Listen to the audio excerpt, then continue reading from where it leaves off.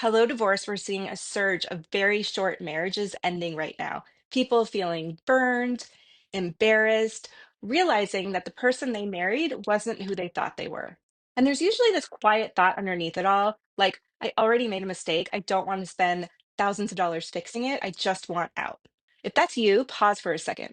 That reaction makes sense. It's awful to feel like you got it wrong. But the important part is you caught it now, not 10 years from now, not 20. And this time, you're starting from experience, not from scratch. The thing about annulments, though, is that they are often much harder to get than people expect, even when you're lucky enough to have both spouses agree. Annulment rules vary by state, but this framework is generally true.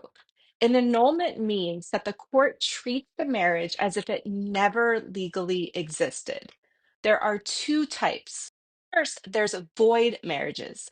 These were marriages that were never legal to begin with. So, as an example, one person was already married when they entered into the marriage with you. Bigamy. This happens more often than you actually think because people remarry before their divorce is actually finalized. In those cases, the law already agrees the marriage shouldn't exist. So annulments are easier to obtain here. Most people asking about annulment don't have a void marriage. They are asking the court to void it. The most common example is fraud. So think being induced to marry so someone can get a green card. And even when the facts feel completely obvious, courts look closely at what happened before, during, and after the marriage. This is where most people think they qualify. There's fraud, there's coercion, or lack of capacity at the time of the marriage.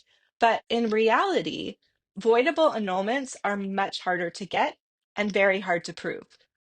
So you don't just tell your story, you have to prove it. That usually means evidence, testimony, a court hearing, maybe even a trial, which takes time, is expensive, a ton of emotional energy, and often more money than you would ever expect. So, moral of the story, annulment isn't automatically faster or easier or even cheaper.